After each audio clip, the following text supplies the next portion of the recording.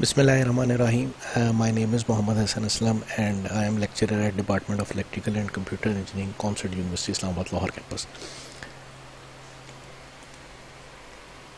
So this is the outline of today's lecture. Basically in today's video or today's lecture I am going to explain about the configuration register of STM32F407. There are multiple configuration registers of STM32F407VG. Basically these registers are RCC, AHB1, ENR, then GPIO, mod R, GPIO type R, speed R, PUPDR, followed by the GPIO IDR, ODR, and finally GPIO BSRR register. So in this video I am going to explain these registers one by one. So first of all we will be discussing about RCC AHB1 ENR register. Basically RCC AHB1 ENR register का basic जो purpose है, basic जो मकसद है वो ये है कि आपने किसी भी पोर्ट के अगेंस्ट अगर क्लॉक को इनेबल करना है तो उसके लिए आपको इस रजिस्टर की ज़रूरत पड़ेगी. So basically as most of you knows that कि हमारे पास जो STM32F407VG है उसकी 5 पोर्ट्स हैं. Port A, port B, port C, port D and port E. इसके अलावा दो डिफरेंट STM की सीरीज़ हैं, उनको अगर आप देखें तो उसमें और ज़्यादा पोर्ट्स भी हो सकती हैं. तो ये एक स्टैंडर्ड 32 बिट का रजिस्टर है जो बेसिकली जितने भी हमारे पास STM सीरीज़ के 32 बिट के माइक्रो कंट्रोलर होंगे उनको यूज़ करने के लिए, उनको हैंडल करने के लिए काफ़ी होगा. तो RCC AHB1 ENR रजिस्टर की जो टोटल लेंथ है वो 32 बिट है.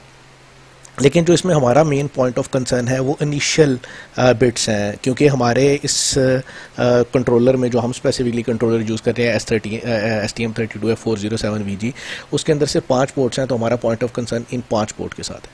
अब इन 5 पोर्ट में से आप जिस भी पोर्ट को एक्टिवेट करना चाहते हैं आपको उस रिस्पेक्टिव लोकेशन पे 1 प्लेस करवाना पड़ेगा.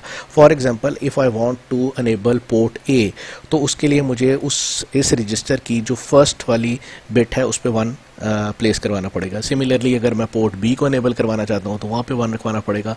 सी, डी, ई, वट एवर जो भी पोर्ट आप इनेबल करवाना चाहते हैं उसकी रिस्पेक्टिव पिन पे आपको 1 प्लेस करवाना पड़ेगा. But if you see the complete register then the जो रिमेनिंग पिन्स हैं उसके अंदर कुछ आपके पास रिजर्व पिन है और कुछ और फंक्शनलिटीज़ के लिए है. तो इट मीन्स कि हम जो रिजर्व पिन्स हैं या बाकी जो पिन्स हैं उनको चेंज नहीं कर सकते.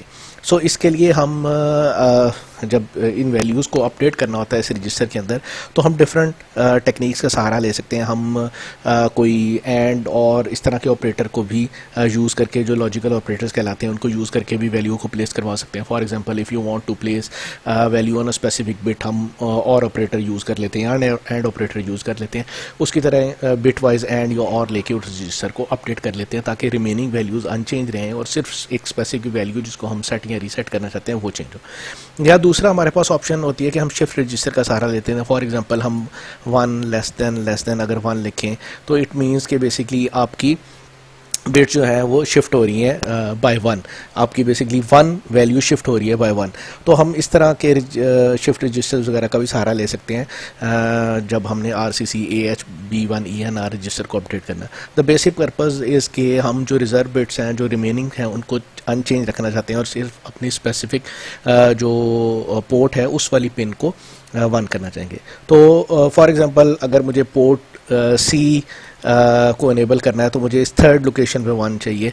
तो इसके लिए मैं किसी भी लॉजिकल ऑपरेटर का सहारा ले सकता हूँ या कोई शिफ्ट रजिस्टर वगैरह यूज़ कर सकता हूँ ताकि थर्ड लोकेशन पे किसी भी तरह 1 प्लेस हो जाए.